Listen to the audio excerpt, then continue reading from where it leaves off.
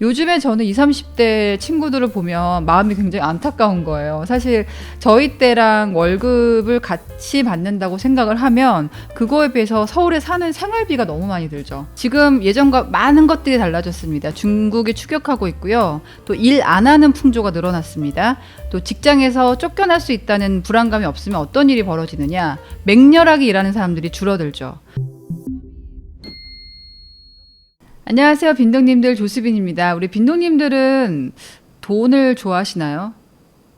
아니라고요? 그러면 거짓말이 아닐까? 돈 줬을 때 싫어하는 사람 못 봤어요.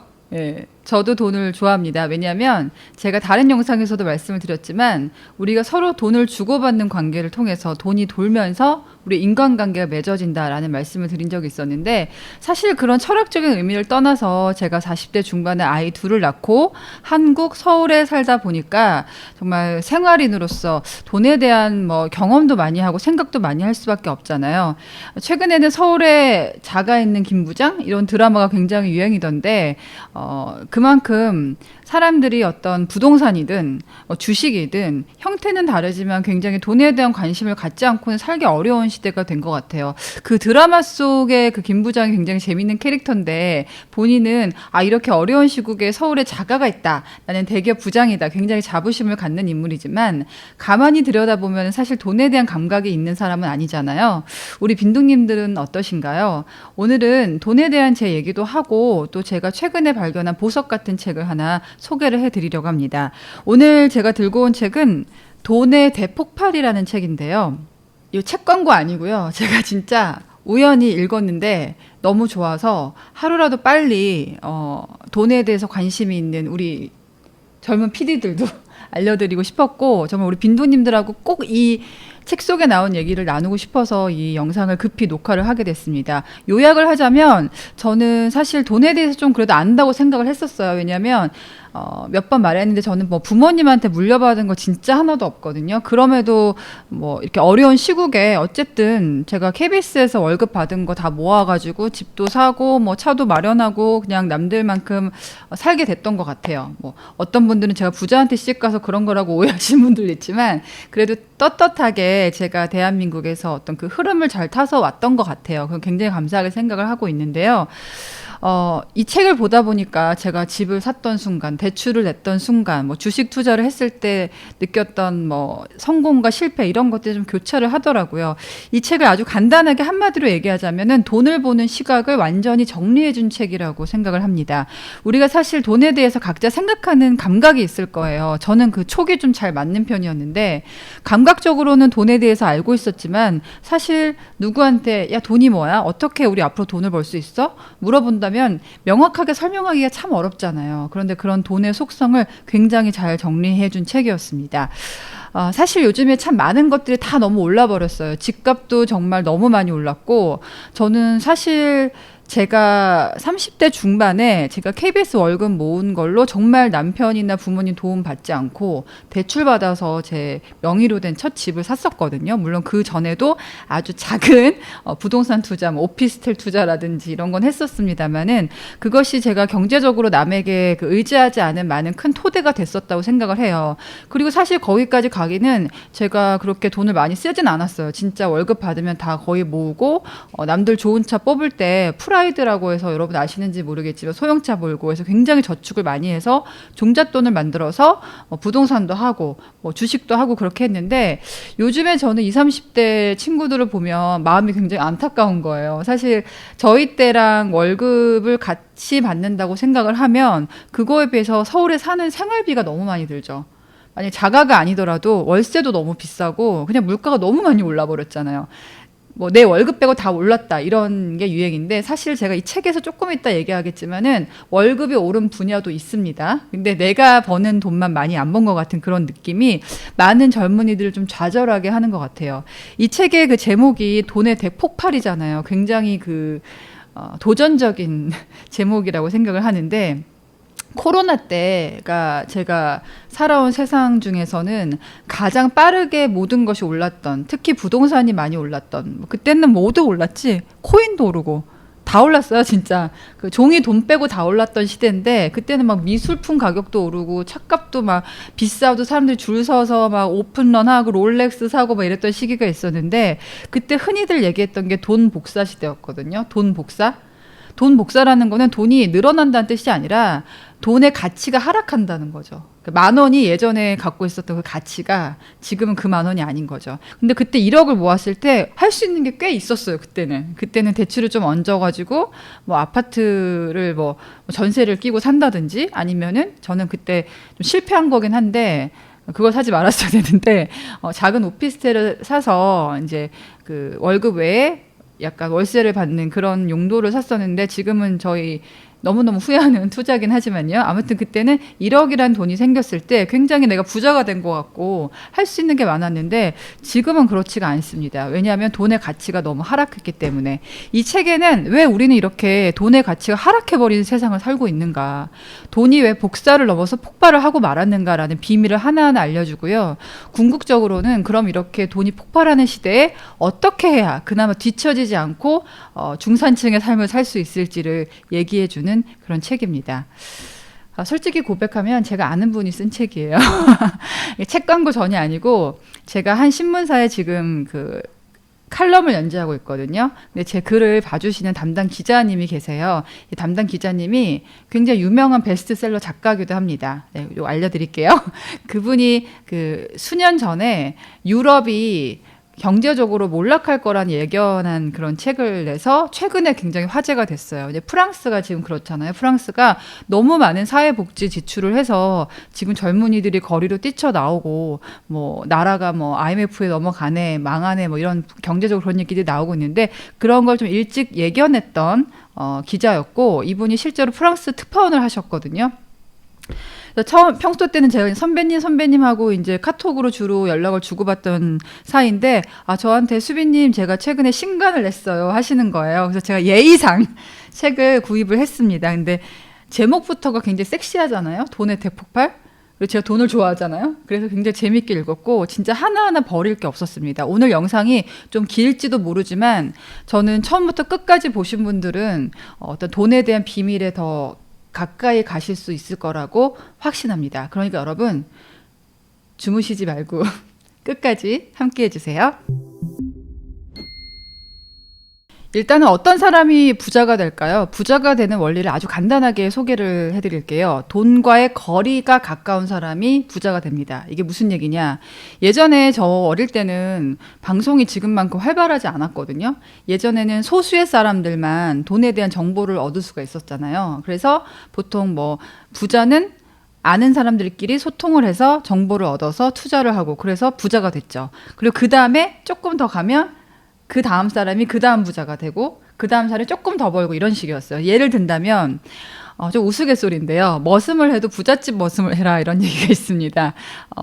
제가 예전에 들었던 재미난 얘기 중에 하나가 서울에 굉장히 큰 사업을 하는 회장님이 있었는데 대한민국이 발전하던 시대에 부동산 투자를 하건 사업을 하면서 부를 많이 일궜을 거 아니에요.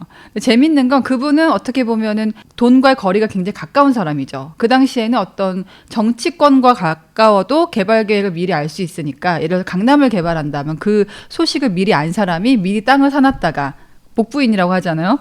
부자가 되기도 하고 뭐 그게 기형적이냐 아니냐를 떠나서 돈에 대한 정보가 가까운 사람들이 부자가 됐단 말이에요. 근데 그 웃긴 게 그 다음에 부자가 되는 사람이 그분을 수행하는 비서, 운전기사 이런 분들이 전화하는 걸 듣다가 얘기하는 걸 듣다가 같이 조금씩 샀는데 부자가 됐다는 썰이 있습니다. 제가 알기로도 제가 이름은 까먹었는데 서울에 지금 굉장히 부동산 그 쪽으로 유명한 가문이 하나 있는데 그 가문이 사실은 알고 보니까 아버지가 어떤 회장님의 수행비서 내지는 운전기사 역할을 했다고도 하더라고요. 그래서 예전에는 돈과의 거리가 가까워야 부자가 될 수 있었던 거예요. 그러니까 항상 돈에 대해 촉을 세우고 정보를 얻고자 노력을 해야 되는데 너무나 다행인 것은요. 예전에는 평범한 사람들은 돈에 대한 정보를 얻을 기회가 거의 없었어요. 예전에는 뭐 신문이나 뉴스에 나온 뒤에야 어디가 개발되는구나, 뭐 어디에 산업이 유망하구나 이런 걸 알 수 있어서 저희 부모님도 월급쟁이니까 그냥 신문 보고 뭐 사시고 분양 받으시고 그랬단 말이에요. 근데 요즘에는 너무나 다행인 것은 돈이 너무 폭발하고 모든 게 많이 올라버려서 슬프기도 하지만 평범한 사람들도 아직도 기회가 있다는 거예요. 저는 초반에 이 얘기가 나오는데 와 그것 때문에 이 책을 더 읽게 됐던 것 같아. 만약에 여기서 너무 많이 올랐어. 너 이제 기회 없어. 문 닫혔어. 이렇게 얘기했으면 벌 수가 없잖아요. 그래서 덮었을 텐데 이 앞에 돈과의 거리를 이해해야지 부자가 된다라는 얘기를 한 다음에 아직도 평범한 사람들에게는 기회가 있다라는 얘기를 합니다. 예전에는 돈을 찍어내는 순으로 정보를 독점을 했지만 지금은 돈이 어때요? 생성되는 시간이 굉장히 짧죠. 금으로 거래를 했을 때는 그 금을 만지는 사람이 부자가 됐을 거 아니에요. 금괴를 만드는 사람, 그 다음에 금을 가지고 어떤 뭐 귀금속을 만드는 사람, 이런 순서로 부자가 됐을 텐데 지금은 그렇지 않잖아요. 돈이 생성되는 속도가 굉장히 빠르고 돈을 대체할 수 있는 것들, 예를 들면 코인이라든지 뭐 주식이라든지 채권이라든지 그 종류가 굉장히 많아졌고 또 정보가 빨리 유통되죠. 예전에는 뭐 사실 신문이나 뉴스에 나온 다음에 투자하면 끝난 거예요. 그때는 정보의 끝이거든요. 그래서 여러분 생각하는 것처럼 기자들이 정보를 다루지만 생각보다 부자가 별로 없다는 얘기들을 많이 하거든요. 그 이유가 정보가 이미 신문이나 뉴스에 노출된 다음에는 그게 정보가 아니라는 거죠. 근데 지금은 유튜브도 너무 많고요. 그렇죠? 또 다양한 사람들이, 저는 단톡방도 되게 많이 요즘에 활성화되어 있는 것 같아요. 투자방이라든지. 다 좋은 건 아닙니다만은. 그래서 현명하게 평범한 사람들도 안테나만 잘 세우면 개인들도 잘 기회를 포착할 수 있다라고 이 책을 시작을 하고, 그래서 제가 이 책을 끝까지 읽게 되었습니다. 한국은요, 어떤 특성을 갖고 있는 나라냐면요, 경제 성장이 굉장히 압축적으로 빨리 됐잖아요. 근데 더 놀라운 게 뭔지 아세요? 그 경제 성장 속도보다 통화량의 증가 속도가 빨랐다는 거예요. 통화량. 제가 많은 경제 서적을 읽었지만 이 경제 발전을 그 통화량, 돈의 양을 가지고 설명한 책을 많이 보지 못했던 것 같아요. 저는 거의 처음 봤던 것 같은데, 통화량이 증가했다는 건 뭐냐? 돈이 많이 풀렸다는 거죠. 그러니까 한국이 경제가 발전한 것도 사실이지만 돈이 풀리는 속도가 훨씬 빠른 특성을 갖고 있는 나라였다. 그러다 보니까 부동산 가격이 급등했죠. 예전에는 1억이면 살 수 있었던 돈이 10억이 된 것은, 또 10억이 20억, 30억이 된 것은 그 부동산 자체의 가치가 늘어난 것이 아니라 돈의 가치가 떨어졌고 시중에 돈이 너무 흔하게 많이 풀리다 보니까 가치가 떨어졌다. 그래서 한국의 경제 성장은 겉으로는 많이 이렇게 올라간 것처럼 보이지만 통화량이 증가하고 돈이 많이 풀렸고 또 부동산 가격이 급등한 거, 그리고 가계부채가 늘었죠. 왜냐하면 옛날에는 빚 없이 집 사기 쉬웠는데 지금은 빚이 없이 집을 산다는 건 일반인은 불가능하거든요.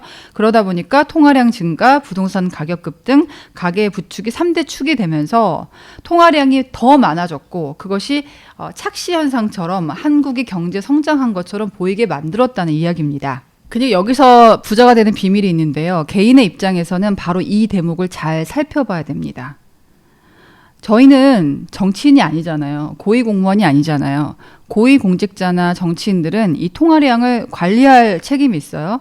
근데 한국 경제 특성상 이게 현실이라고 받아들인다면 우리 개개인의 입장에서는 이 통화량에 대해서 굉장히 집중을 해야 된다. 금리가 바뀌잖아요. 금리가 어떨 때는 저금리고 어떨 때는 올라갑니다. 제가 알기로는 한국 경제가 굉장히 성장할 때 너무 물가가 빨리 올라가니까 은행에 예금만 해도 부자가 되는 분들이 많았대요. 왜냐하면 그때는 저축했을 때 이자가 18%? 20%? 저희 부모님 윗세대는 그랬거든요. 그러니까 한 1억 있어 내가. 그때 1억이 또 컸잖아. 1억이 있어서 은행에 넣어놓으면 1년에 2천만 원 그냥 나오는 거야. 근데 지금은 그러다가 점점 더 나라에서 돈을 많이 푸니까 금리가 낮아지잖아요.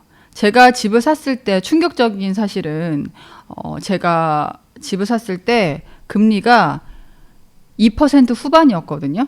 지금은 어떻죠? 지금은 제가 정확하게는 모르겠지만 4% 정도 때 빌리는 것 같고 더 올라간 적도 있어. 6, 7%까지 몇 년 전에도 올라간 적이 있었는데, 그래서 사실 지금 사람들이 2% 됐다가 4% 됐다, 6% 됐다 하면 이자가 많이 올라갔다고 생각하지만 역사상 그래프를 봤을 때 이 기자님 말로는 지금도 여전히 저금리 상태에 있다라는 얘기를 합니다.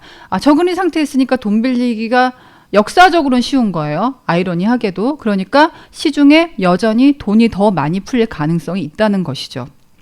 그러니까 개인이 투자를 할 때는 이 금리하고 통화량의 변화를 항상 고려를 해야 된다. 아, 너무 말이 어렵다. 만약에 우리가 집에서 내 월급은 안 오르는데 내가 많이 벌든 뭐해. 내 월급보다 집값이 더 빠르게 오르는데 그렇게 한탄하세요. 한탄을 해봐야 어떤 결과가 벌어질까요? 자산을 불리는 대열에서는 뒤처질 수밖에 없습니다. 이게 여러분에게 말씀을 드릴 수 있는 냉혹한 현실입니다. 물론 2022년 이후에는 통화량 대비 가계부채 비율이 많이 낮아졌습니다. 왜냐하면 물가가 많이 코로나 때 돈을 많이 풀었잖아요. 그러다 보니까 물가가 너무 많이 오른 거예요. 그래서 2022년 이후에는 정부가 가계부채 문제가 너무 심각하다고 판단을 해서 가계부채 증가를 억제하는 정책을 폈어요. 근데 지금은 또 어떤 것 같으세요? 우리 빈동님들은 지금은 어떤 것 같으세요? 2025년 들여서 금리가 다시 낮아지고 있습니다. 요거를 명심하셔야 됩니다. 그리고 현재 새로운 정부는 신문을 보시면 상당히 많은 규모의 재정 투입을 본격화하고 있습니다. 우리가 받았던 소비 쿠폰도 그 예가 될 거고요. 여러 가지 신문을 보시다 보면 지금 정부가 이전 정부보다 상당히 많은 돈을 풀고 있다는 걸 느끼실 수가 있습니다. 돈을 많이 풀고 있다. 어떤 정부는 긴축을 한다. 어떤 정부는 푼다. 이거를 정확히 캐치를 해야 되고 이것만으로도 사람들의 분위기, 시장의 분위기는 달라진다는 겁니다. 예전에는요, 사람들이 정부가 돈을 푸냐 아니면 돈을 묶느냐 그렇다고 해서 빨리빨리 투자에 반영되진 않았어요. 부동산 집값에. 근데 지금은 안 그래요. 왜냐하면 정보가 빨리 유통이 되고 있고 사람들이 이미 경험을 했거든. 정부가 돈을 풀었을 때 부동산 시장에, 주식 시장에 어떤 일이 벌어질지 이미 몇 번 체험하지 않았나요? 그렇기 때문에 지금은 돈을 풀릴 거야 라는 어떤 냄새만 맡아도 시장에 있는 개개인들의 행동은 예전보다 더 빨라진 거죠. 그래서 오르는 속도도 내려가는 속도도 사람들이 행동하는 속도도 더 빨라지고 있습니다. 자, 통화량은 왜 늘어났을까요? 이렇게 다들 힘들게 할 거면 통화량 묶으면 되지 않냐. 한국에는요, 사실 대출을 많이 내는 편이에요. 그래서 돈의 양도 많이 늘어났어요. 왜냐하면 내가 은행에서 8억을 빌려. 그럼 시중에 존재하지 않는 8억이 풀린 거잖아요. 시중에는. 그런 식으로 대출이 많이 내면서 돈의 양이 크게 늘어나기 시작했는데 이 필자가 이 책에서 굉장히 재미있는 분석을 합니다. 대출을 대하는 한국인의 자세가 언제부터 바뀌었느냐. 언제부터 바뀌었을까요? 몇 년생이죠? 99년생. 99년생. 몇 년생이에요? 제가 99년생. 우리 제작진들이 10살이었던 2010년대 전후로 한국인이 대출을 대하는 심리적인 태도가 바뀌었어요. 제가 2005년에 직장 생활을 했거든요. 제가 항상 뭐를 사고 싶어 했어. 어디 가면 땅을 사고 싶어 하고, 그때는 쌌어. 진짜 몇 천만 원 갖고 땅 사고 수 있었고 집도 살 수 있었기 때문에 아버지가 은행원인데 항상 저한테 대출 내면 망한다는 얘기를 어릴 때부터 했어요. 그래서 저는 어릴 때, 아마 저희 세대는 어릴 때부터 대출 내지 마라, 어디 보증 서지 마라 이런 말씀 많이 들었을 것 같고요. 저만 해도 정말 2010년대 이전에는 대출을 내면 죽는 줄 알았어요. 근데 사람들의 생각이 바뀌기 시작합니다. 언제 바뀌냐면 2008년에 전세대출이라는 게 생깁니다. 지금은 전세대출이 많이 익숙해졌지만 그때는 없었던 형태의 전세대출이었거든요. 한국은 전세라는 아주 독특한 주거 문화를 갖고 있잖아요. 해외는 전세가 없습니다. 다 월세로. 근데 이게 대한민국에서는 서민이 집을 사기 전에 그 중간 단계로서 전세가 긍정적인 역할도 했어요. 왜냐하면 월세를 내는 돈은 다 날아가 버리잖아요. 그렇죠? 날아가 버리지만 전세로 내가 1억에 살고 있어. 그러면 내가 집을 뺄 때는 1억을 다시 거둘 수 있잖아요. 그 돈에 내가 저축했던 돈을 보태서 집을 사는 거죠. 그게 한국만 존재했던 독특한 문화였는데 어느 순간 이 전세가 너무 많이 올랐다고 판단을 하니까 나라에서도 서민을 돕기 위해서 전세도 대출을 낼 수 있도록 그 제도를 새롭게 만들었습니다. 근데 이게 어떤 효과 내지 부작용이 있냐면요. 예전에는 세입자가 대출을 받을 수 없었잖아요. 근데 이제 세입자도 대출을 받을 수 있게 된 거예요. 그러면 어떻게 될까요? 대출을 접하기 힘들었던 층이 대출을 접하게 되죠. 그리고 제가 그 경험이 있는데 제가 대출을 내기 전에는 대출 내면 죽는 줄 알았거든요. 근데 대출을 내보니까 그때는 또 요새는 원금도 갚아야 된다면서요. 저희 때는 이자만 내면 됐거든요. 그러니까 내가 해보니까 대출 내도 안 망하네? 대출 내도 내가 월급에서 조금 내면 부담을 하면 내 생활이 바뀌지 않네? 라는 거 느낀 거예요. 그러니까 대출에 대한 어떤 허들이 하나 내려간 거죠. 그 다음 세입자한테는 그런 게 생겼고 집주인한테는 뭐가 생겼을까요? 예전에는 집주인들이요. 세입자가 미안해서라도 전세를 못 올리는 그런 사람들도 있었을 거예요. 근데 집주인이 전세를 조금 올려도 되겠구나. 새로 들어온 세입자한테 대출을 받을 수 있게 해주면 조금 올릴 수 있겠구나. 라는 거 생기는 거죠. 그다음에 세입자가 그 집에 살아요. 살아보니까 좋잖아. 이사 많이 안 가면 좋잖아. 그러니까 또 세입자는 그 집에 살다가 어차피 나 대출 내고 있는데 그냥 집 사자. 라는 생각을 하게 돼요. 왜냐하면 그때는 제 기억에 2010년, 2015년 중반까지는 집값이 오르는 속도가 아주 가파르진 않았어요. 물론 노무현 정부 때 버블 세븐이라고 해서 갑자기 오른 경험이 있지만 그래도 한국 전반적으로 봤을 때는 그 집값이 오르는 속도가 그래도 완만한 편이었던 적이 많았기 때문에 세입자 입장에서는 어차피 대출 냈으니까 차라리 내 집 만들어서 집을 사자. 그죠? 그러면서 대출에 대한 허들이 또 한 번 낮춰집니다. 그리고 주택담보대출을 갚는 방식도 바뀌었는데요. 예전에는 일시적으로 상환을 할 수가 있었거든요. 근데 어느 순간 원리급식으로 바뀌었어요. 예전에는 일시 상환도 가능했었는데 나눠서 할 수 있게 된 거예요. 그 이유를 얘기하면 너무 길어지니까 방식이 바뀌면서 이제는 왜 일시로 상환하면은 수수료 내야 되잖아요. 그죠? 근데 요즘에 일시 상환하는 사람 별로 없어요. 거의 이제 나눠서 내시거든요. 대출을 갚으시거든요. 그러다 보니까 무슨 일이 벌어지냐면 예전에는 내가 돈이 있으면 다 갚아버려. 그 다음부터는 까먹잖아요. 내가 그 돈에 대해서. 근데 매달 대출을 갚아야 되는 돈이 생긴 거죠. 그 얘기는 바꿔 얘기하면 2010년 이후에는 내가 똑같이 월급을 받았을 때 그 중에서 주거를 위해서 그게 전세자금 대출이건 주택담보대출이건 월세건 주거를 위해서 지출하는 현금이 늘게 되었다는 얘기입니다.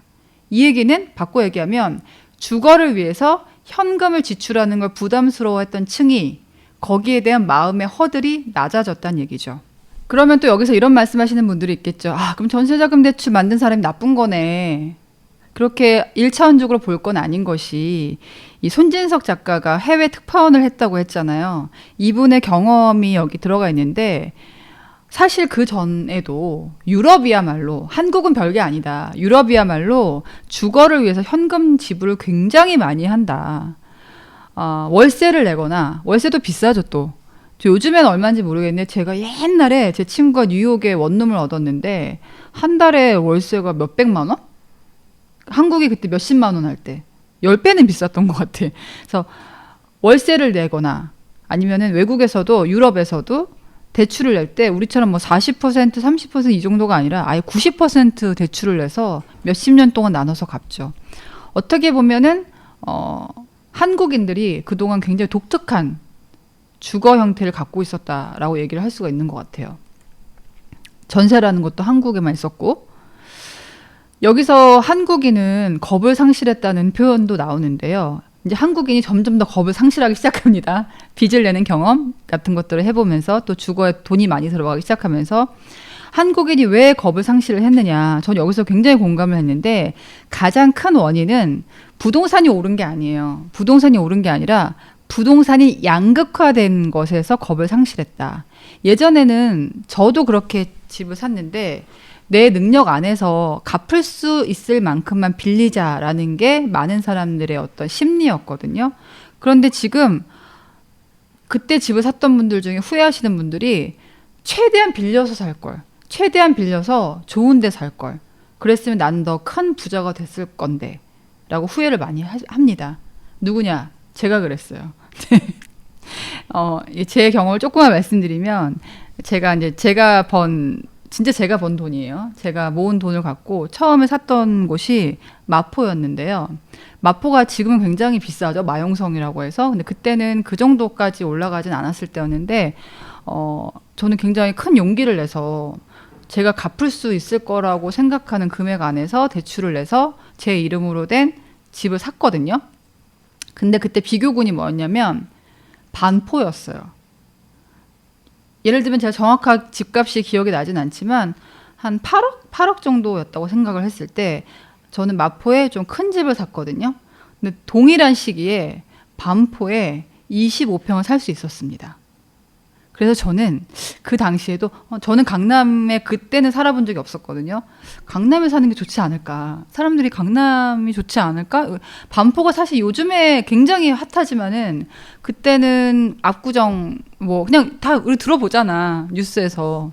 반포는 좀 낯선 곳이긴 했는데 좀 평수가 좀 작아도 강남 쪽에 낫지 않을까라고 생각을 했어요. 그래서 제가 엄마랑 그때 의논을 했는데 엄마가 거기 사람 좁아서 못 산다. 나중 생각해 넓은 거 사라. 이래서 마포를 사셨습니다. 물론 마포도 많이 올랐어요.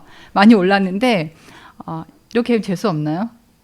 오른 거 너무 감사한데 예를 들어서 뭐 저는 지금 다 매도를 했기 때문에 제가 샀던 집이 뭐 10억이 올랐다면 너무 그때는 로또 맞은 기분이었어 진짜.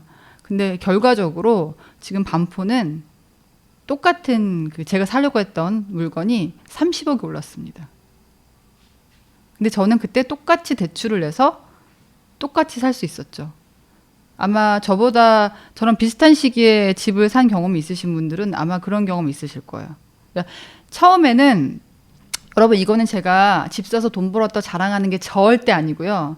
이런 경험들이 있으실 거라는 얘기예요. 아예 못 사신 분들은 너무너무 후회하실 거니까 마음 아프실 것 같고요. 그래도 운이 좋아서 그 집을 사는 대열에 탑승했던 사람들조차도 그 안에서도 내가 어차피 똑같이 빚을 내는데 그때 좀 더 강남 쪽으로 더 상급지로 갈 걸. 상급지라는 말이 그때는 없었어요. 제가 집을 살 때는 뭐 상급지가 어딨어. 그냥 뭐 내가 살 수 있는 동네. 뭐 그때 요새는 뭐 피라미드도 있다면서요, 그렇죠? 뭐 맨 꼭대기 압구정동 있고 막 있다는데 그때는 그런 거 없었습니다. 뭐 있었더라도 약간 무의식 중에 있었지 지금처럼 막 인터넷이 발달해서 니네 급지 우리 급지 나누지도 않았고 그때는 네이버 부동산에 막 그렇게 활발하게 올라가던 시기가 아니었기 때문에 발품 팔아서 그 동네를 임장하던 시기거든요. 그래서 그때 내가 조금만 더 빚을 내서 아예 처음부터 강남에 왔었으면 내가 지금 수십억을 더 벌었을 텐데 라고 후회하는 사람들이 있겠죠. 저는 후회하지 않습니다. 저는 그때 제가 한 결정에 그래도 감사합니다. 왜냐하면 그것조차 사지 않았다면 지금 제가 사회생활 이렇게 오래 해가지고 번 돈이 1, 2억이 다였을 수도 있거든요. 이거는 개인적인 얘기고요. 근데 문제는 이렇게 내가 좀 더 빚을 더 내서 더 좋은 데로 갈 걸 하는 사람들이 생각이 많아질수록 그 사람들이 그 다음에 매수를 할 때는 어떻게 될까요? 더 많이 대출을 끌어오는 그런 심리가 생기죠. 이게 개인으로 봤을 때는 불을 올리는 것 같이 보이지만 사회적으로 봤을 땐 어떨까요? 가계부채가 너무나 빠르게 늘어나서 온 사회가 가계부채, 빚으로 허덕대는 나라가 되는 겁니다. 그래서 한국이 가계부채로 여러 번 경고등을 맞고 있는 거고요. 자, 근데 여러분 지금부터 하는 얘기가 더 놀라운 돈을 바라보는 시각입니다. 저는 이 대목부터 진짜 몸에 전율이 오더라고. 돈을 더 많이 벌고 싶은 심리가 늘었어. 그래서 가계대출이 늘었다. 라고 얘기하는 건 1차원적이라는 거죠. 왜냐? 갚을 능력 있는 사람도 같이 늘었거든요. 은행은 바보가 아닙니다. 은행은 무턱대고 돈을 빌려주지 않아요. 이게 쫙 보고 갚을 능력이 있는 사람한테만 빌려주죠. 그런데 통화량이 늘어났기 때문에 갚을 능력이 있는 사람들로 늘어났습니다. 저자는 이 사람들을 금융시대 신흥귀족이 출현했다라고 표현을 합니다. 금융시대 신흥귀족의 정체를 밝혀드릴게요. 한국 대기업들은요, 지난 한 10년만 봐도 해외에서 엄청나게 돈을 벌어들이게 되었습니다. 예전에는 세계적인 기업들이 별로 없었지만 지금은 삼성은 당연하고 현대, 또 요새는 뭐 APR처럼 화장품으로 뭐 돈을 버는 굉장히 신흥 기업들, 돈을 많이 버는 기업들이 많이 생겨요. 찬찬히 보면 트럼프 대통령이 열받을 만도 해요. 한미 FTA 이후에 트럼프가 열받을 만도 한 것이 반도체, 스마트폰, 자동차 이런 것들이 관세가 없어졌거든요. 그러다 보니까 해외에서 특히 미국에서 더 많은 돈을 벌어들이게 되죠. 자, 대기업들이 해외에서 돈을 많이 벌어들인다는 건 무슨 뜻일까요? 정부가 걷어들일 수 있는 법인세가 늘어났다는 걸 의미합니다.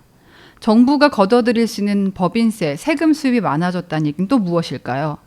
정부가 돈을 뿌리고 싶어도 뿌릴 돈이 없으면 못 뿌리잖아요. 근데 세금 수입이 늘어났기 때문에 코로나 때, 뭐 어려울 때 뿌릴 복지 자금, 재정도 늘어났다는 걸 얘기를 할 수가 있습니다. 물론 정부는요, 기업과 다르기 때문에 돈이 되지 않더라도 어떤 취약계층이나 필요한 곳에 돈을 뿌릴 그런 책임은 있어요. 이거는 좋다 나쁘다의 문제가 아니라 현실이 그렇다는 얘기고요. 재정으로 뿌릴 만한 능력이 이제 정부에게도 생기죠. 물론 나라마다 돈 뿌린다고 다 잘 살 수는 없어요. 예를 들어서 스리랑카나 파키스탄이 우리처럼 돈을 많이 뿌리면 어떻게 될까요? 예, 골로 갑니다. 이렇게 돈을 많이 뿌릴 수 있었던 이유는 대한민국이 돈을 잘 버는 나라이기 때문이라고 생각하시면 되겠습니다. 물론 이런 이야기들이 이 책에는 뭐 그래프나 이게 숫자를 인용해서 많이 나오는데 저는 뭐 그래프나 숫자 인용은 하지 않고 스토리 위주로 말씀을 드리겠습니다. 다시 정리하면은 대한민국에는 해외에서 돈을 잘 버는 기업이 많이 생겼다. 그 분기점은 한미 FTA였다. 그리고 굉장히 좋은 기업들이 많이 생기면서 법인세가 늘어나고 또 우리 정부가 능력이 있기 때문에 돈을 잘 뿌릴 수 있는 능력도 생겼다.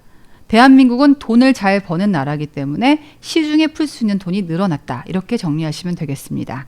자, 이제 이것이 어떤 개개인에게는 어떤 변화를 가져왔는지 살펴보겠습니다.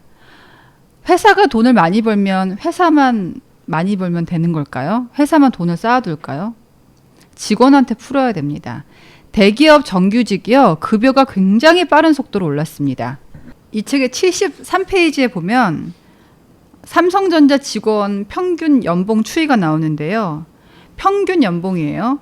2000년에는 3,669만 원이었는데요. 쭉쭉 늘어서 2024년에는 1억 3천만 원까지 늘어납니다. 그러니까 지난 20여 년 동안 연봉이 4배가량 올렸다고 볼 수가 있어요. 이건 평균치기 때문에 뭐 임원이거나 인센티브를 더 많이 받을 수 있거나 이런 사람들의 수입은 더 많이 늘었겠죠. 뭐 다른 대기업들도 비슷한 상황이라고 생각을 하시면 되겠습니다.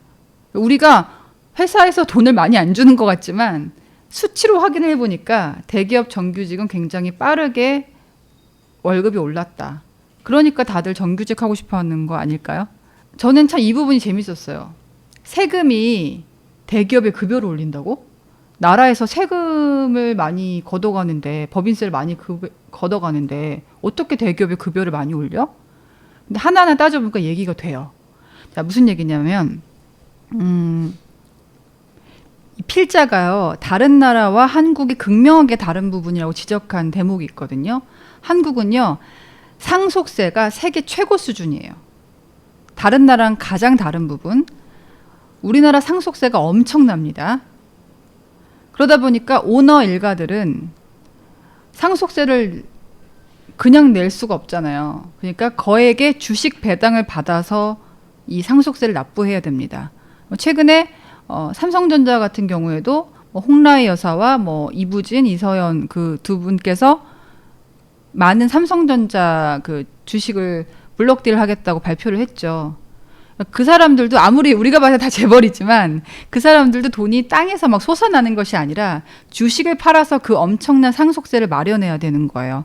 삼성만 그런 것이 아니라 약간의 스케일과 범위만 다를 뿐이지 돈을 많이 버는 기업의 오너들은 다 지금 상속세 때문에 많은 고민을 하고 있고 또 그중에 일부는 해외로 아예 떠나기도 하죠. 락앤락 같은 경우도 예전에 한국에 있었던 굉장히 좋은 기업이었는데 그 상속세를 감당하지 못해서 이제 그거를 투자자들에게 처분을 하고 해외로 떠난 예가 있었습니다.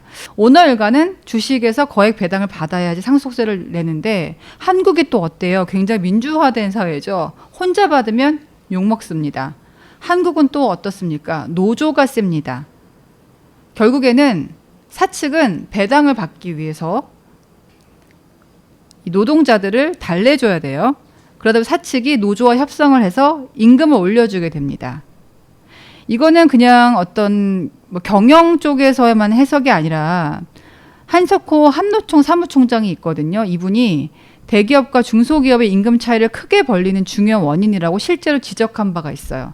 대기업은 노조가 강하기 때문에 회사가 돈을 잘 벌수록 협상력이 있어서 자꾸 급여를 올린다. 근데 중소기업은 노조가 그만큼 세지 않기 때문에 회사가 돈을 잘 벌어도 또 회사 오너도 상속세가 대기업만큼 세진 않을 것이고, 그러다 보니까 중소기업 월급이 올라가는 속도와 대기업의 연봉이 올라가는 속도가 차이가 극명하게 난다. 이거는 한노총 쪽에서도 지적한 얘기인데 굉장히 저도 일리가 있다고 생각을 했습니다. 사실 저도 조그맣게 제 법인을 운영을 했는데 이렇게 하다 보면은 비용 처리하면은 법인세가 많이 떨어져요. 근데 비용 처리를 하시는 것들이 뭐냐? 우리 사무실에 있는 가구, 또 우리 PD님들한테 드리는 뭐 급여 이런 것들이거든요. 이게 비용 처리가 되다 보니까 기업 입장에서도 야, 법인세가 늘어나. 그럼 세금으로 다 털어버릴 거야? 차라리 직원들한테 주자. 인건비 올려주자. 그럼 법인세도 내려가거든요. 그러면 그거를 뭐 임금 형태로 올려줄 수도 있고 성과급, 인센티브 형태로 주기도 하죠. 그래서 SK 하이닉스 같은데 인센티브 많이 준다고 나오잖아요. 그거는 오너들이 무슨 천사요소가 아니라 실제로 그를 통해서 얻어지는 어떤 경제적인 효과도, 물론 그게 100%는 아닙니다만 그런 게 있는 거죠. 지금 한국이 너무나 민주화돼서 뭐 돈을 오너가 다 많이 벌었다고 해서 독식할 수 있는 구조는 아닌 거예요. 그렇게 생각하면 순진하다라고 말씀을 드릴 수가 있겠고요. 그래서 뭐 기부를 한다든지, 기부를 하느니 우리 고생하는 직원들 월급 좀 더 주는 게 좋지 않아요? 그죠? 그리고 인센티브 더 주는 게 좋지 않아요? 그러면 다시 더 열심히 일하니까 회사는 더 성장할 것이고, 이런 식으로 순환이 된 거죠. 오너 입장에서는 상속세 납부에 대비하는 실탄을 추가로 마련한 게 되고, 또 직원들의 불만도 잠재울 수 있습니다. 사회적 지탄도 덜 받습니다. 그리고 최종적으로는 법인세도 덜 낼 수 있습니다. 물론 이걸 의도한 건 아니지만 세금 제도가 결과적으로 대기업의 직원 임금을 확 올려준다는 해석은 저는 사실 이전에 본 적이 없어서 이 책에서만 봤거든요. 이건 제 입장이 아니고 이 책의 입장인데 굉장히 흥미로운 대목이었습니다. 근데 뭐 부작용도 있어요. 부작용은 뭐냐면 법인세를 회피하기 위해서 임금으로 다 돈을 많이 써버리고 나면은 사실 어느 정도는 현금을 좀 보유해가지고 나중에 그 R&D라든지 투자를 좀 할 필요가 있는데, 한국은 그런 특성을 갖고 있기 때문에 수익에 대비해서 투자에 쓰는 비용은 따져보니까 좀 하락하는 추세가 있더라. 지금 당장은 돈을 많이 버는 것 같지만 뭐 외국처럼 뭐 엔비디아나 뭐 이런 것처럼 아주 독특한 그 연구를 바탕으로 한 기업이 나오기에는 조금 어려운 부분이 있다. 뭐가 좋다기보다는 그런 특성이 있다는 걸 말씀을 드립니다. 또 한국의 또 다른 특성 중에 하나가 예전보다 오너가 계속 세습하는 것보다는 전문 경영인, CEO 제도가 뿌리를 많이 내렸어요. 근데 재밌는 거는 일을 잘하는 CEO를 데리고 와야 되잖아요. 전문 경영인을 스카웃을 하려면 어떻게 스카웃을 할까요? 가장 좋은 방법이 뭘까요? 돈을 많이 주는 거죠. 그 CEO가 원래 다니고 있던 직장보다 더 많은 연봉을 제시해서 스카우트 경쟁을 하죠. 그러다 보니까 순환적으로 직원들의 월급도 오르지만 그 임원으로 스카웃된 사람의 연봉도 확 오르겠죠. 젊고 똑똑하고 능력 있는 인재들일수록 이직을 자주 하는데, 왜냐하면 이직을 할 때마다 수입이 늘어나기 때문이겠죠. 자, 여기까지 우리가 뭐 월급이 오르는 얘기, 뭐 통화량이 많이 풀린 얘기를 많이 했습니다. 이렇게 들어보니까, 여기까지 들으니까 퇴사 괜히 했나? 그 생각이 들었습니다. 저도 지금 어떻게 보면 자영업자의 길을 걷고 있으니까요. 자, 근데요, 또 재밌는 것이 이렇게 대기업 연봉이 늘었어요. 늘고 있는데 무슨 일이 생겼냐면 한국 사회에 이자도 낮아진 거예요. 맞아요. 예. 저도 그렇게 기억을 합니다. 자, 그런데 여기서 우연히도 대기업의 연봉이 늘던 그 시기에 금리도 낮아졌습니다. 제가 2010년 중반에 제 돈으로 집을 살 때 금리가 2%대라고 얘기를 말씀을 드렸잖아요. 그럼 어떤 일이 벌어집니까? 수입이 늘었어. 난 빚을 갚을 능력이 늘었어. 야, 아파트 사자. 그렇게 되는 거죠. 그런데 이게 더 무서운 게 뭐냐면 개인 뭐 1인당으로 치면 늘어나는 수입도 있지만요. 이거 가계로 묶어보겠습니다. 부부로 묶어보겠습니다. 부부로 묶으면 가계 소득도 확 올라가고 가계 대출도 확 올라가게 됩니다. 내가 삼성전자 다녀. 내가 한 연봉을 평균 연봉이니까 1억을 받아요. 결혼을 했어. 우리 와이프도 삼성전자에 다녀. 그럼 1억을 벌 수 있었던 그 집이 갑자기 얼마를 벌 수 있게 돼요? 2억을 벌 수 있게 되잖아요. 그럼 둘이 합쳐서 빚을 갚을 수 있는 거예요. 아파트를 사자. 우리 결혼했으니까. 한 곳에 살자. 이렇게 하면서 가계 대출이 늘어나게 되죠. 대출을 내는 거예요. 그러면 집을 사는 사람들이 늘어나죠. 집값이 올라갑니다. 요건 좀 다른 얘기지만 좀 재미있는 것이 젊은 친구들이 미국 주식 투자를 요때쯤부터 또 많이 합니다. 예전에는 미국 주식 투자하기 좀 힘들었거든요. 어떻게 하는지 잘 몰랐는데 요 세대들이 결혼을 하면서부터 집을 하나 장만을 하고 나니까 미국에 또 눈을 돌려요. 뭐 유학을 갔다 오신 분도 많고 이제 해외 일을 많이 하다 보니까 그때 미국 주식 투자 액수가 한국 사람들이 하는 액수가 확 늘어나게 됩니다. 뭐 이런 것들이 같이 순환적으로 계속 가는 거죠. 근데 왜 수도권 집값이 많이 오를까요? 왜 한국 전체 집값이 오르는 게 아니라 수도권 집값이 오를까요? 예전에는 예를 들면은 뭐 경기도 부천과 가까운 목동이 있다. 그러면 두 곳의 집값 차이가 지금만큼 크지 않았거든요. 옛날에는 강남과 강북의 집값 차이가 지금만큼 크지 않았거든요. 또 예전에는 지방과 서울의 집값 차이가 지금만큼 크진 않았거든요. 근데 지금 결과적으로 어떻습니까? 서울, 수도권 집값이 많이 올랐죠. 왜 올랐을까요? 그냥 거기가 살기 좋아서 매력적이라고 생각해서 올랐다고 생각하면 1차원이라고 이 작가는 이야기를 합니다. 왜 그곳이 올랐느냐? 대기업 임직원들이 서울과 수도권에 많이 거주하기 때문이라고 이야기를 하죠. 여러분께서는 지금 돈이 대폭발하는 과정을 쭉 듣고 계시는데요. 조금 길더라도 아마 끝까지 들으시면 돈에 대한 해안이 좋아지실 거 생각합니다. 돈이 폭발하는 불씨가 점점 생기고 있죠. 이제 또 불씨를 얹어 드리겠습니다.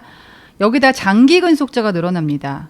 제가 40대거든요. 예전에 40대는 제가 돌이켜보니까 은퇴가 임박했다고 느꼈어요. 저희 아버지도 40대 때부터 나 50 몇 살에 은퇴하는데 그때 뭐 하지?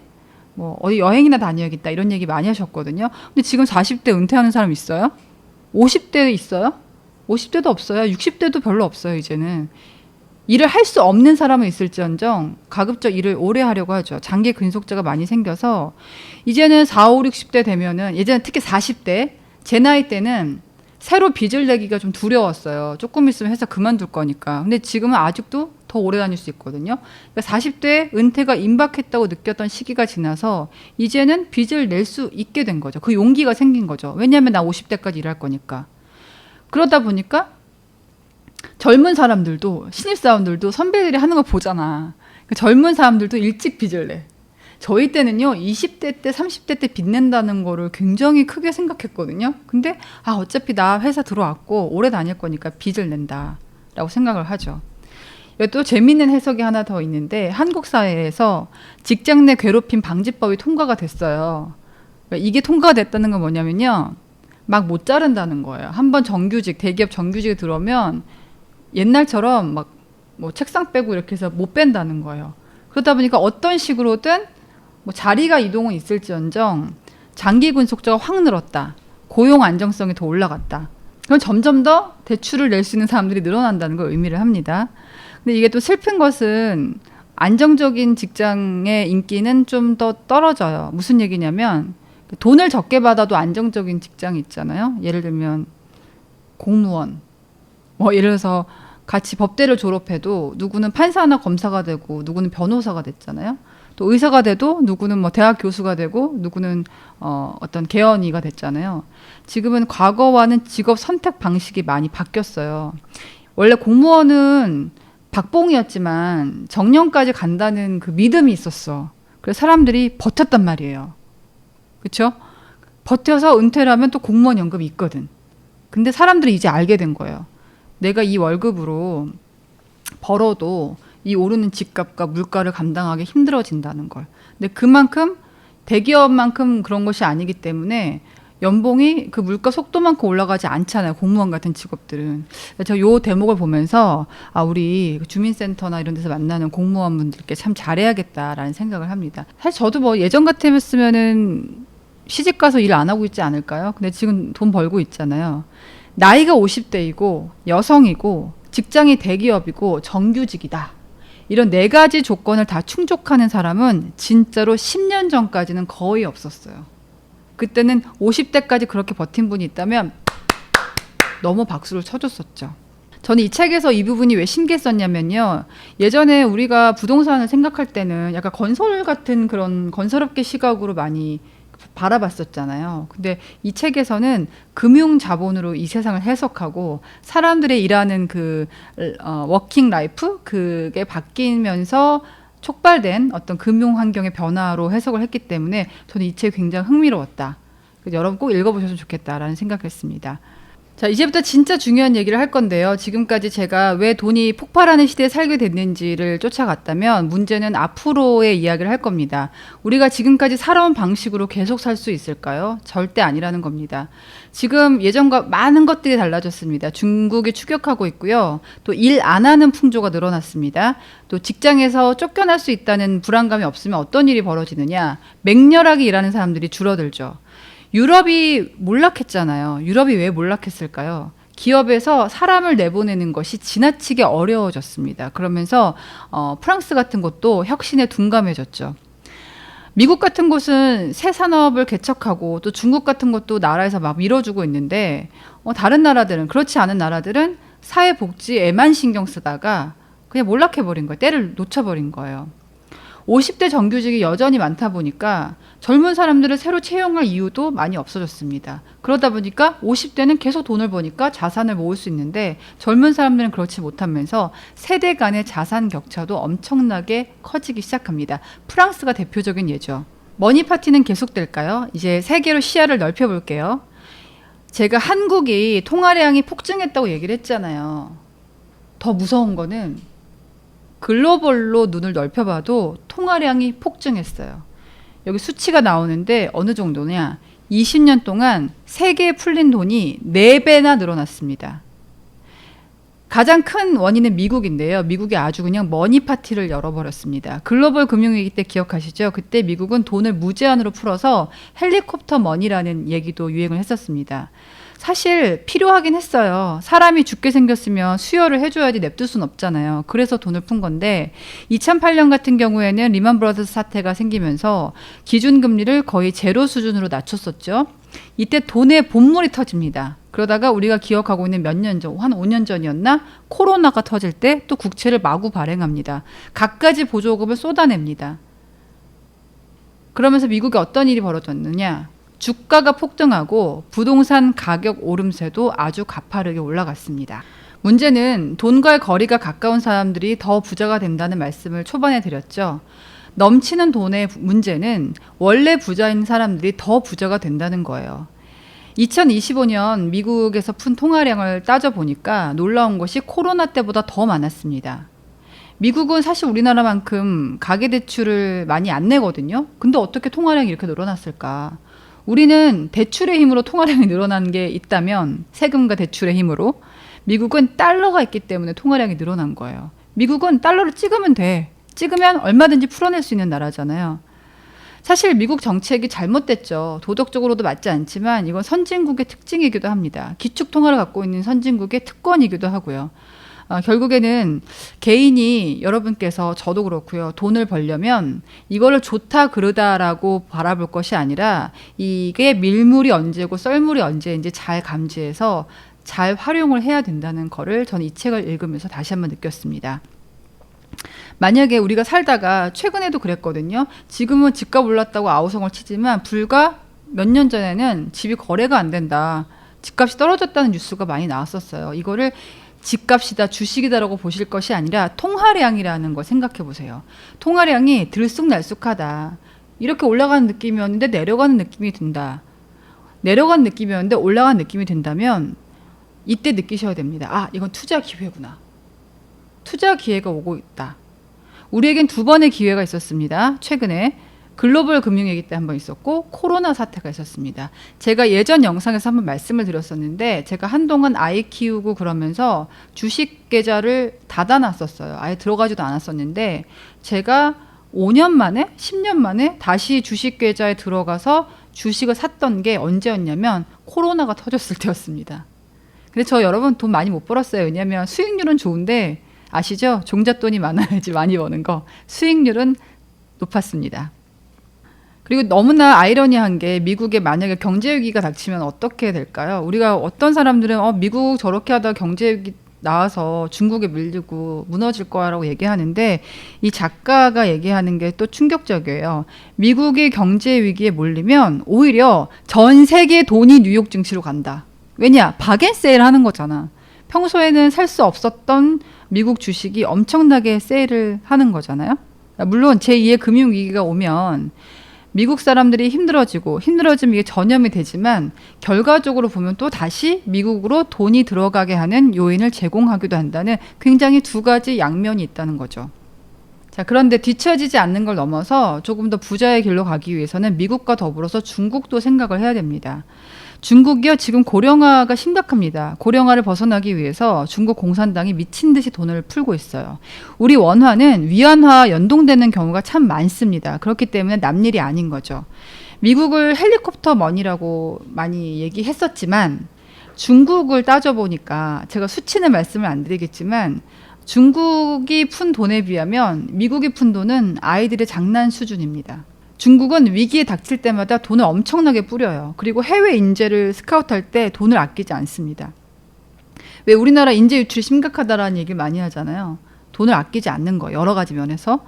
근데 문제는 중국 경제도 이제 중국의 공산당 의도대로 굴러가지는 않습니다. 이 작가는 중국은 사회주의가 아니다. 정부가 주도하는 정부 주도형 자본주의라고 얘기를 하는데 돈은 많이 뿌리긴 하는데 화폐가 사실 그 통화량이 풀린 만큼 효과가 많으려면은 그 사회 안에서 많이 돌아야지 오르거든요. 대한민국은 그래도 돈을 뿌렸을 때 좀 많이 도는 특성이 있어요. 사람들이 쓰기도 잘 써, 우리나라 사람들은. 저축도 많이 하지만 우리나라 사람들은 돈이 생겼을 때 뭐 고급차를 산다든지 이런 것도 많이 하는 민족인데, 중국은요, 화폐 유통 속도가 매우 낮아요. 그래서 이걸 통화 증발이라고까지 얘기를 하는데요.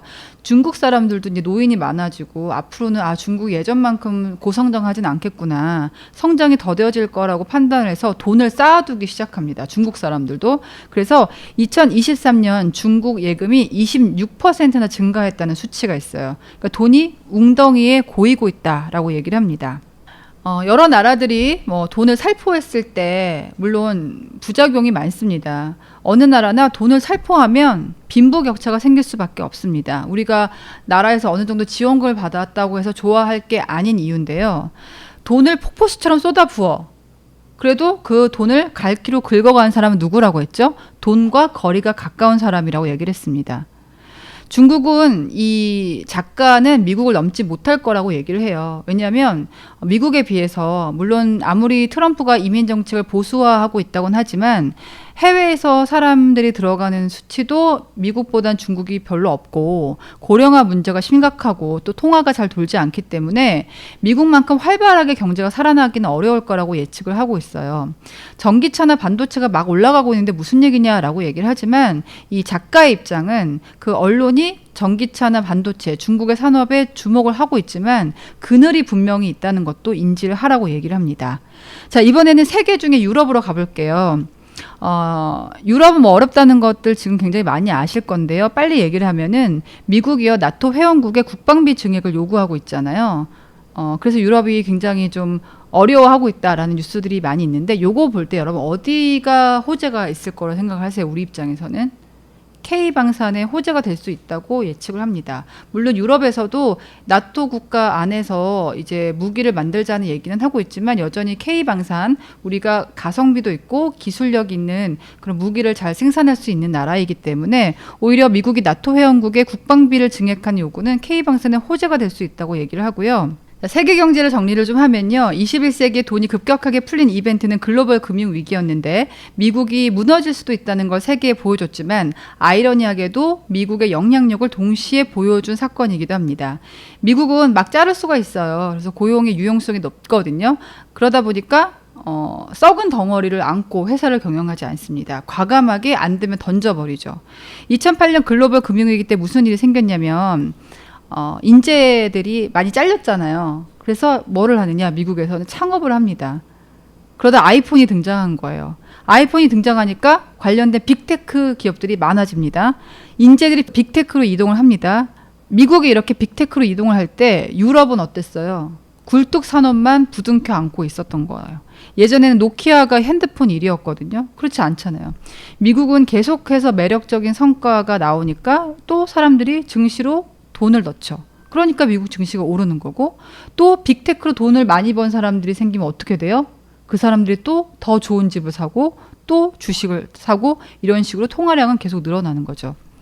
놀라운 건 지금은 미국 주식이 올라간다, 미장이 좋다라는 게 익숙하지만 이렇게 미국 시가총액이 이렇게까지 크진 않았습니다. 2010년부터 놀라운 속도로 팽창을 한 건데, 이것은 미국 특유의 그 양적 완화와 빅테크를 타고 세상이 바뀌었다라고 해석을 합니다. 코로나와 인공지능이 또 여기다 불을 붙였고요. 세상에 돈이 돌고 있었는데 지금 그 돈이 급격하게 한쪽으로 쏠리고 있고, 이게 바로 우리가 사는 세상이며 그 돈이 쏠리고 있는 곳은 미국이라고 정리를 할 수가 있겠습니다. 매그니피센트 7 갖고 계세요? 애플, 엔비디아, 메타, 알파벳, 마이크로소프트, 아마존, 테슬라. 시가총액을 합쳐보면 2012년 말에는 1조 달러를 넘지 못했지만 2021년에 10조 달러가 됩니다. 그리고 25년에 19조 1,550억 달러. 이것은 중국, 일본, 인도의 모든 상장사의 시가총액을 다 합쳐도 안 되거든요. 근데 작가는 더 놀라운 것이 이런 돈의 쏠림은 앞으로 더 심해질 것이다. 왜냐하면 인공지능도 더 발전할 것이고 지구상 사람들이 열광할 기업들이 몇 군데 안 되는데 우연히도 그것이 미국에 너무나 많다는 거죠.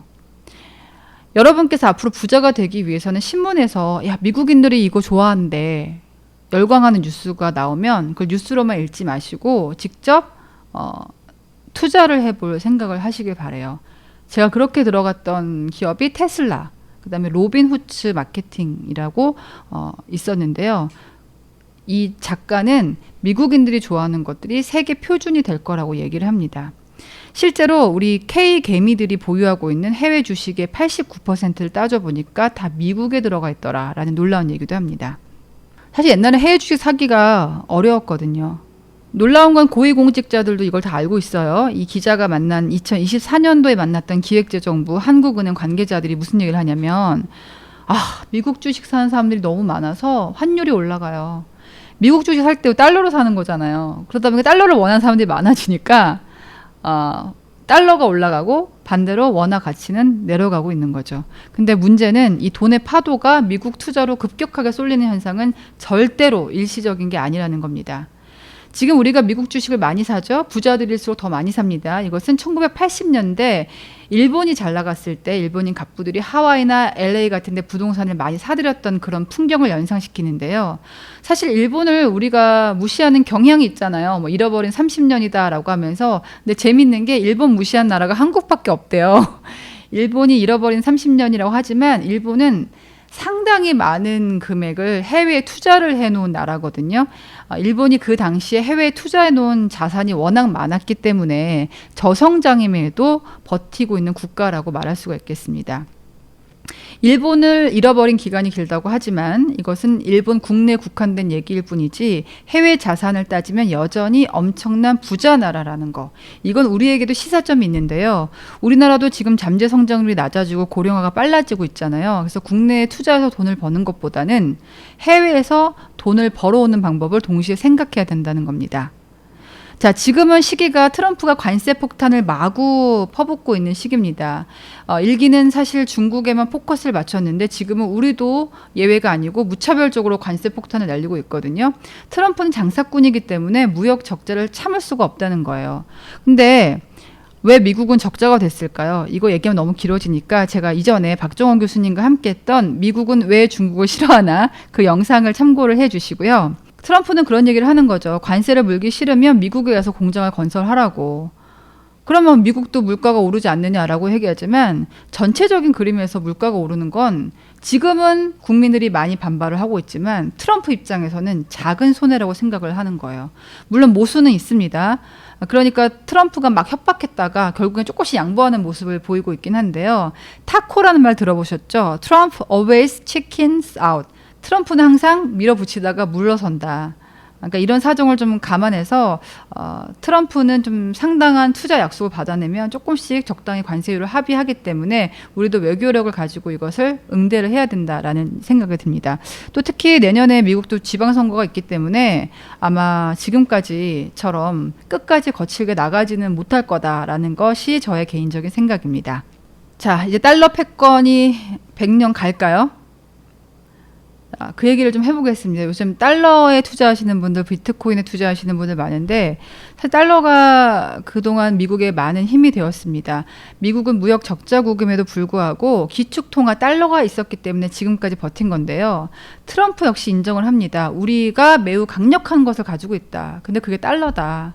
만약에 달러 패권을 잃는다면 어떤 전쟁에서 지는 것보다 큰 패배다라는 얘기를 하는데 달러 패권을 무너뜨리려면 어떻게 해야 돼요? 다른 나라에서 미국보다 훨씬 더 많은 좋은 기업들을 보유해야 가능한 건데 가능할까요? 물론 미국 입장에서 무역 적자는 큰 골칫거리지만 덕분에 달러가 전 세계에 뿌려지는 효과가 있기도 합니다. 작가는 트럼프의 돈키호테식의 전략은 수년 안에 끝날 거라고 예상을 합니다. 100년은 달러가 더 지속될 거다. 드라마틱한 변화는 없을 거라고 얘기를 하니까 여러분 달러에 관심을 많이 가지십시오. 네. 자, 가상화폐 궁금하지 않아요? 가상화폐 있어요? 자, 가상화폐 얘기하겠습니다. 저는 비트코인을 조금 갖고 있습니다. 조금. 네. 제가 7천만 원일 때 들어갔더군요. 조금. 정말 조금이에요. 가상화폐 취지나 원리는 얘기하지 않을게요. 너무 길어지니까. 가상화폐는 특징이 있어요. 특정 국가의 경제적 상황에 따라 흔들리지가 않습니다. 지배금융의 시대, 달러 시대에서 금융의 자유시대로 넘어갔다는 게 이제 비트코인의 특징이거든요. 예를 들면 2021년 엘살바도르는 세계 최초로 비트코인을 합법적인 통화로 인정을 했습니다. 그러다가 비트코인이 폭락하면서 욕을 먹었는데 지금은 어느 나라보다 또 좋아하고 있는 나라가 엘살바도르일 텐데요. 비트코인은 이렇게 통화량이 막 뿌려지는 그 돈의 홍수를 타고 튀어 올랐습니다. 왜냐? 돈이 많으면 한번 사보는 거야, 사람들이. 디지털 금이라는 얘기가 붙었고 가상화폐는 이미 저는 인정이 됐다. 가상화폐는 허상이 아니다 라고 인정한 사람들이 점점 많아졌죠. 혹자들은 비트코인은 실체가 없기 때문에 17세기 네덜란드에서 일었던 튤립 인플레이션이다 라고 얘기를 하는 사람들이 있는데 튤립과 비트코인 다릅니다. 미국이요 비트코인 현물 ETF를 이미 승인을 했고요. 앞으로는 비트코인을 갖고 집을 살 수 있게 하겠다고 합니다. 기존 금융시장과 비트코인을 무 자르는 것처럼 절단할 수는 없어요. 이제는 이미 돌이킬 수가 없게 됐어요. 또 비트코인 투자자가 많이 늘어났잖아요. 그죠? 예전 특별한 사람들만 비트코인 투자했는데 너무나 많이 하다 보니까 정치인들도 이거를 불리한 정책을 펼쳐서 자를 수가 없습니다. 그럼 표가 다 날아갈걸요? 미국 정부 스스로도 또 비트코인 투자자죠. 원래는 트럼프가 뭐 비트코인은 쓰레기다라는 얘기를 했지만 지금은 아마 아닐 겁니다. 실제로 주니어 트럼프, 도널드 주니어 트럼프, 트럼프 아들은 비트코인은 아니지만 가상화폐로 엄청나게 돈을 벌어서 뭘 샀다며요. 큰 배를 샀다고 제가 뉴스에서 본 것 같은데요. 트럼프 일가 자체가 코인 투자를 하잖아요. 튤립과 비트코인 다르다는 거. 비트코인은 이미 법적인 제도적인 기반 안에 단단히 들어와 있고 튤립은 관상용이고 사치제로서 의미가 있었고 또 시간이 지나면 시들어 버리지만 비트코인과 튤립은 다르다. 근데 물론 두 가지 공통점이 하나 있습니다. 돈이 넘쳐나는 시대에 출현했다. 사람들이 돈이 많아서 더 이상 살 것이 없어. 돈이 넘쳐나. 그럼 사람들은 새로운 매력 덩어리에 눈이 쏠리거든요. 미술품이라든지 금이라든지. 부자들이 욕망이 넘쳐날 때 지금은 어떤 시국에 있을까요? 여러분 부자들의 욕망이 넘쳐날 때 그게 바로 돈을 벌 수 있는 기회라고 생각을 해야겠더라고요. 롤렉스 오픈런 한다. 샤넬백 오픈런 한다. 그럴 때 여자친구 가방 사주려고 줄을 서는 것보다 거기에서 돈을 벌 수 있는 기회를 찾는 게 조금 더 현명하지 않을까 싶습니다. 트럼프는 원래 가상화폐를 사기라고 했지만 2024년부터는 옹호론자로 바뀌었고요. 가상화폐 대통령이 됐겠다는 그런 말까지도 했습니다. 비트코인으로 햄버거를 사 먹기도 했습니다. 이건 어떤 의미냐면 트럼프 생각이 왜 바뀌었을 것 같아요? 가상화폐 옹호론자들이 많이 생겼거든요. 지지 세력이 생겼거든요. 하나의 산업이 됐거든요. 또 비트코인으로 만약에 엘살바도르처럼 큰 돈을 벌면은 어떤 그 재정적인 큰 구멍도 메꿀 수가 있습니다. 선거에서 표도 됩니다. 또 새 아들은 이미 가상화폐 사업가입니다. 또 트럼프가 단순히 뭐 사업적인 욕심 때문에 코인을 미는 것이 아니라 정책적으로 또 비전을 제시하는 차원에서도 굉장히 요긴하죠. 미국은요, 지금 다른 것보다 기술 리더십을 강화하려고 합니다. AI를 활용해서. 미국의 숙제인 중국을 제압하기 위해서 가상화폐가 꽤 괜찮은 도구라고 판단하고 있는 것으로 보입니다. 요즘에 스테이블 코인 얘기가 나와요. 비트코인하고 스테이블 코인은 헷갈리시면 안 돼요. 자, 스테이블 코인은 왜 등장을 했느냐. 여기도 중국이 등장을 하는데, 중국이요, 이제 막 미국하고 사이가 안 좋아지니까 어떤 일을 했냐면요. 중국이 그 미국의 국채를 굉장히 많이 갖고 있었거든요. 근데 너무 막 자기네들을 쪼니까 미국 국채를 내다 파는 거예요. 왜 팔아요? 중국이 대만을 이제 공격할지도 모르거든요. 그러면 어떻게 될까요? 미국이 중국이 갖고 있는 달러 자산을 동결할 거 아니겠습니까? 그러니까 그 전에 아예 달러로 된 자산을 매도하는 차원에서 국채를 마구 팔기 시작했어요. 그러다 보니까 이제 스테이블 코인이 등장을 합니다. 이 스테이블 코인은 비트코인과 다른 것이 달러와 연동이 돼요. 그리고 저는 사실 스테이블 코인이 뭔지 잘 몰랐고 아직 구매하지 않았고요. 잘 몰랐는데 이 작가는 스테이블 코인의 미래를 상당히 밝게 보고 있습니다. 미국 정부의 가상화폐 전략은 투트랙인데요. 비트코인이나 이더리움 같은 핵심 가상화폐는 어떤 국가의 전략적인 비축 자산으로 판단을 하고 있고, 스테이블 코인은 중국처럼 국채를 막 내다 파는 곳이 생겼을 때 그 국채 수요를 떠받치는 수단으로 활용을 하려고 합니다. 이렇게 미국은 가상화폐 세계를 다 쥐려고 합니다. 근데 궁금한 게 있어요. 만약에 내가 그럼 스테이블 코인이랑 달러랑 연동이 된다면 어차피 살 거면 달러 사는 게 낫지 않을까? 이 개인적으로 이제 작가 입장은 비트코인과 스테이블 코인은 어떤 경쟁 관계가 아니라 보완적인 관계라고 생각을 하라고 해요. 어떤 건 투자자고 어떤 것은 어떤 뭐 예전에 우리로 치면 뭐 저축 같은 적금 같은 약간 안전자산으로 접근을 하라고 합니다. 근데 결국 중요한 것은 여기서도 중요한 것은 뭐냐면 스테이블 코인 역시 통화량을 올릴 거라는 거예요. 지금보다 더. 그러니까 아직은 스테이블 코인의 영향력이 미미하지만 앞으로는 돈 폭발하는데 여러 가지 불씨를 제가 말씀을 드렸잖아요. 거기에 하나 더 추가하는 것이 스테이블 코인이 될 것이다. 자, 중요한 것은 스테이블 코인 역시 통화량을 올릴 거라는 겁니다. 그러니까 아직은 스테이블 코인의 영향력이 미미하지만 결국은 제가 지금까지 돈이 폭발하는 과정, 돈 복사를 넘어서 폭발하는 과정을 쫙 정리를 해드렸잖아요. 그 폭발 요소가 하나 더 생긴다는 것은 확실하다. 그래서 한국은 가계부채로 망하고 말까? 또는 서울 아파트 값은 계속 오를까? 궁금하시죠? 그 답은 이 책 속에서 확인을 해보시고요. 저의 돈을 바라보는 그 감각을 확실하게 정리해준 책, 돈의 대폭발, 광고비 하나도 안 받은 이 책 리뷰, 제가 가장 좋았다고 생각하는 부분을 직접 오디오북처럼 읽어드리면서 오늘 영상은 마무리하도록 하겠습니다. 지금까지 함께 들어주신 여러분 고맙습니다. 돈의 홍수 시대에는 상인이 선비를 누른다. 내 주변에는 뒤늦게 사회에 대한 불만을 키우거나 체념을 하게 된 소위 모범생들이 여럿 있다. 학교 다닐 때 공부를 열심히 했고 또 잘했던 사람들이다. 엇나가지 않고 바른 생활을 해왔다. 학교에서는 교사나 교수의 가르침, 집에서는 부모의 말을 충실히 따랐던 사람들이다. 대체로 괜찮은 학교를 나왔다. 이들은 교수, 공무원, 교사, 공기업 직원과 같은 반듯한 직업을 갖고 있다. 공공부문이나 교육계에 많다. 평범하게 살지만 건전한 상식을 지키고 사회적 가치를 수호해온 버팀목 같은 사람들이다. 이들 중 적지 않은 수가 불만 또는 체념을 갖게 된 건 돈이 흔해진 21세기 머니 빅뱅과 관련이 있다. 자산 쌓기에 상대적으로 뒤떨어져 쓴맛을 본 사례가 꽤 있다. 이들은 돈을 감지하는 촉수가 민감하게 발달한 민간 부분 고소득 월급쟁이나 의사, 변호사 같은 전문직들에 비해 자산 불리기 경쟁에서 뒤처졌다. 한마디로 요약하면 나는 열심히 살았고 사회적 위치도 나쁘지 않은데 왜 점점 뒤로 밀려나는가라는 의문이다. 이런 범생이들 중 상당수는 좋게 말하면 투기나 탐욕과 거리를 둔 현대사회의 수도승처럼 살았다. 돈 되는 투자처라면 눈에 불을 켜는 사람들과는 다르다. 무주택자도 제법 있고 잘하면 집 한 채 마련한 정도다. 집이 있더라도 중앙부처 고위직이 아닌 한 서울 강남에 수십억 원짜리를 보유한 경우가 많다고 하기는 어렵다.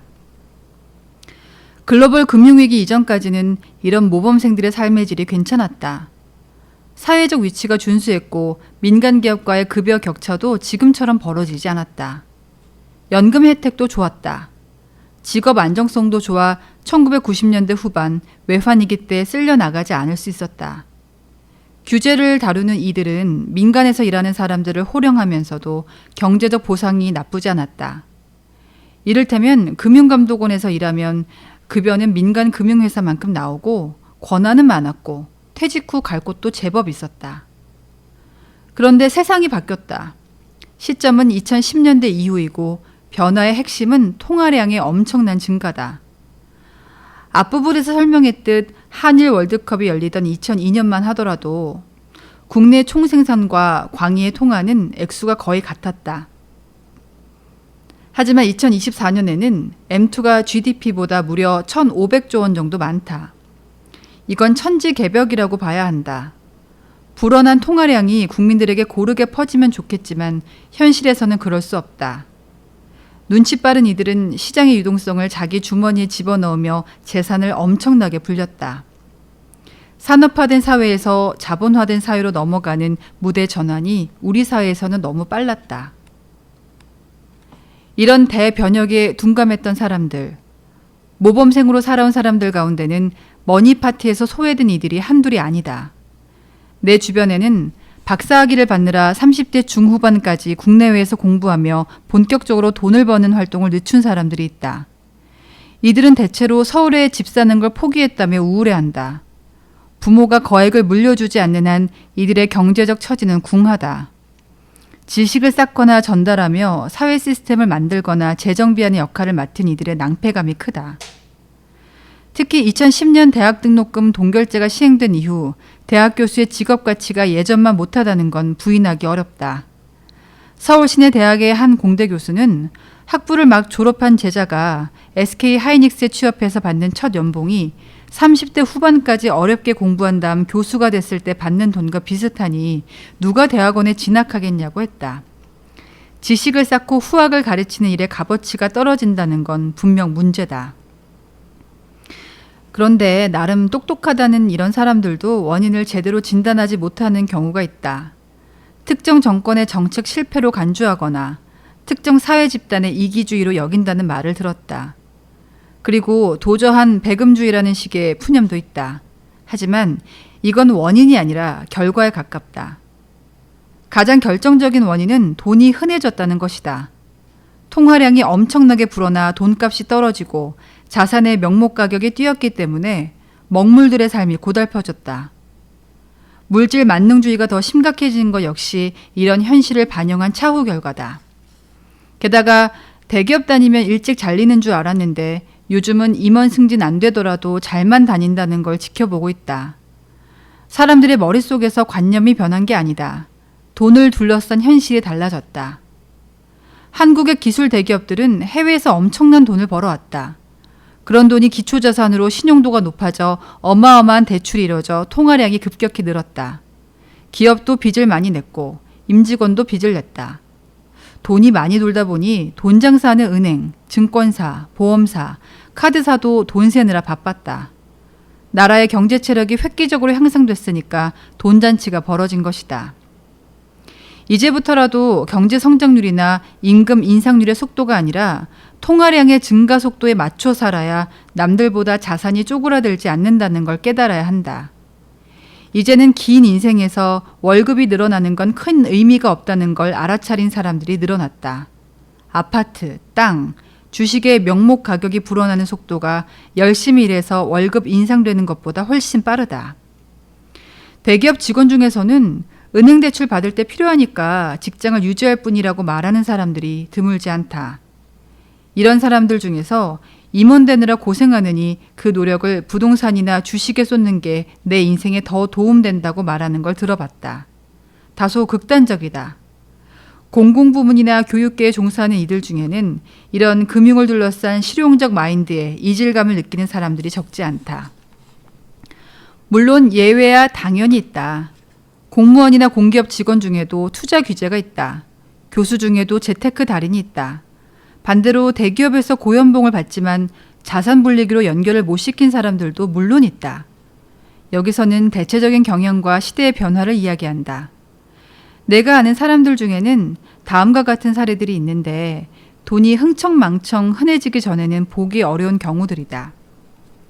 미국 아이비리그에서 박사학위를 받고 서울시내 대학의 교수가 됐지만 40이 넘어서도 수입이 대기업 대리 정도인 무주택자. 서울대를 나와 싱글로 살다가 40대가 되어서야 이제 집을 사야겠다고 생각했지만 높은 집값 앞에서 좌절한 대학 강사. 학창시절 공부 못하는 동생한테 너 그렇게 살지 말라고 훈계했지만 서울 요지에 자가를 마련한 동생에 비해 자산이 모자란 채 서울 변두리에 사는 행정고시 출신 고위 공무원. 개발도상국 시절 목에 힘주던 직종의 사람들이 조금씩 초라해지고 있다. 대한민국이 대기업의 거침없는 성장으로 부자 나라가 됐기 때문에 그 과실을 민간이 차지하는 건 당연하다. 또한 공공부문 종사자가 권력이 줄어들고 버는 돈의 액수도 상대적으로 줄어드는 건 정부 주도형 국가에서 민간 자본형 국가로 변신하는 과정에 필연적으로 나타나는 체질 변화로 볼 여지도 있다. 한국은 이 변화가 매우 짧은 기간에 이루어졌다. 그래서 빠른 시대적 장면 전환에 대해 어지러움을 느끼는 사람들이 꽤 있다. 정신 바짝 차려야 한다. 여전히 서생의 문제의식으로 무장하고 살아가는 사람들 중에서는 세상이 달라졌다는 걸 모르거나 인정하지 않는 경우도 봤다. 돈이 흔해진 시대에 자신은 대쪽 같은 선비정신으로 살아도 될지 모른다. 문제는 자식 세대의 후생까지 영향을 준다는 것이다. 우리 사회는 자산 계급화가 빨리 진행되고 있다. 부모 자산이 적으면 자식의 자산도 적을 확률이 점점 더 높아지는 세상이다. 특파원으로 유럽에서 4년을 사는 동안 수백 년 내려오는 귀족 계급이 비공식적이지만 여전하다는 걸 감지했다. 우리도 자본주의의 성숙화 단계라 그런 세상에 접어들고 있다. 그리고 페이지가 넘어가는 속도가 빠르다. 통화량이 폭발하는 시대에는 상인이 선비를 이긴다. 그리고 상인 마인드로 무장한 사람이 높은 사회적 계급으로 뛰어오르게 마련이다. 유럽의 귀족 계급도 과거에는 권력 엘리트 성격이 강했지만 그 후손들은 거대 자산가의 모습으로 현재를 살아간다. 사실 우리 땅에서는 필요 이상 오랫동안 사회 시스템을 유지하고 기후를 만드는 이들이 힘과 돈을 독차지해왔다. 그래서 의대로 쏠리고 문과가 경시되는 현상은 달라진 우리의 의식 구조를 반영한다.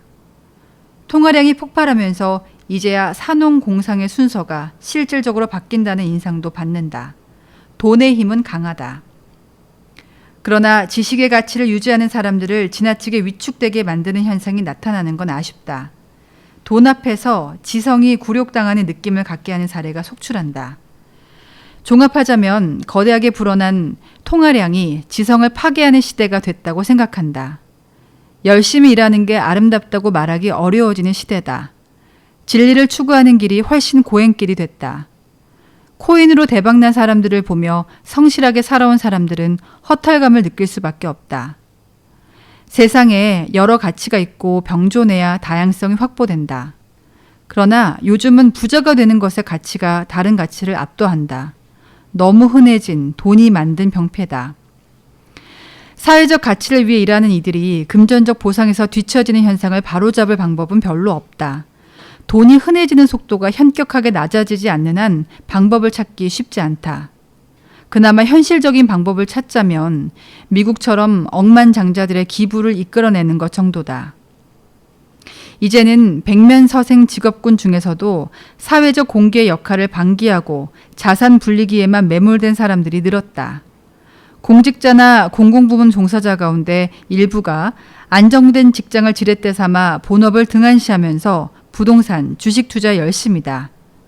공기업에 다니는 지인이 하는 말이다.